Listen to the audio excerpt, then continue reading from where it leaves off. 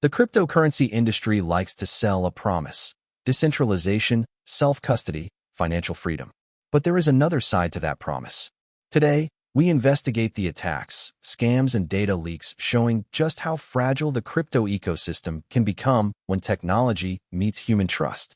This is Crypto Under Attack, the security briefing for August 22nd, 2026. Let's start with one of the most serious stories of the month. The Cold Card hardware wallet incident has raised alarms across the Bitcoin community. Security researchers say a vulnerability allowed attackers to drain funds from vulnerable wallets, with losses reported in the tens of millions of dollars, and estimates in some investigations reaching well above $100 million. The lesson is uncomfortable.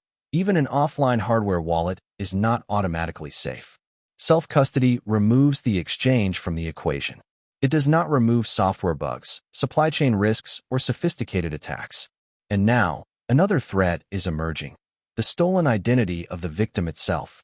In August, a breach involving a Trezor fulfillment partner exposed personal information belonging to thousands of customers. Reported data included names, addresses, email addresses, and phone numbers. Trezor says the hardware itself was not compromised. But why does a shipping database matter to Bitcoin security? Because criminals don't necessarily need your private key. They may only need to know who you are, where you live, and that you own a hardware wallet. That information can become the starting point for highly targeted phishing, impersonation, extortion, or even physical attacks. And Trezor is not the only example. Reports today say a SafePower-related data breach exposed information connected to almost 40,000 customers. This is the new battlefield, not just blockchain addresses, but the real-world identities behind them. Meanwhile, attackers are scaling phishing. Cybersecurity researchers have identified a campaign dubbed Operation Asterix, reportedly targeting approximately 885,000 phone numbers with cryptocurrency-themed phishing messages. The strategy is simple: create urgency. Pretend to be an exchange, regulator, wallet provider, or financial institution. Then convince the victim to click. And sometimes, the fake is remarkably convincing. Researchers recently documented a campaign in which attackers impersonated a cryptocurrency news organization and targeted cybersecurity professionals around major hacking conferences. The lure involved Google Docs and an attempt to convince victims to install malware. The implication is important. Expertise is no longer immunity. Then there are fake applications.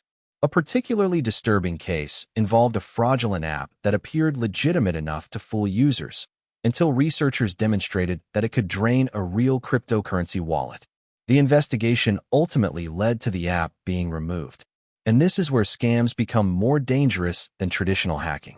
The attacker doesn't always have to break the system. They can simply persuade you to open the door.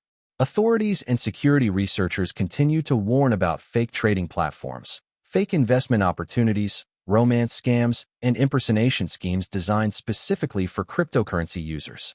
But the attacks are not limited to wallets. Blockchain infrastructure itself is being targeted. The BounceBit chain reportedly shut down following an exploit involving more than $3 million in stolen tokens.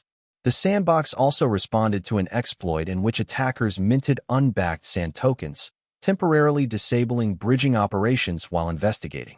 And Maya Protocol halted operations after an exploit reportedly drained more than 20 Bitcoin, with losses estimated around $1.7 million. Different protocols, different vulnerabilities. The same fundamental problem. Code is becoming money, and criminals are treating it like a bank vault. There is one final warning.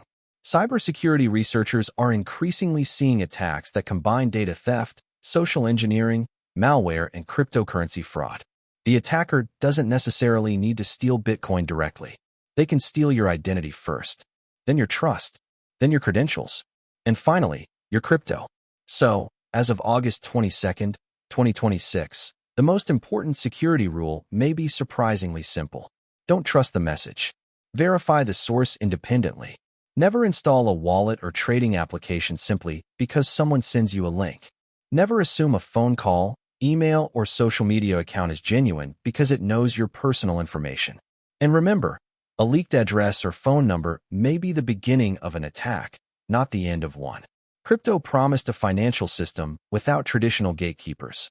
The events of 2026 are teaching us something else. Removing the gatekeeper doesn't remove the attackers. It means you may become the gatekeeper.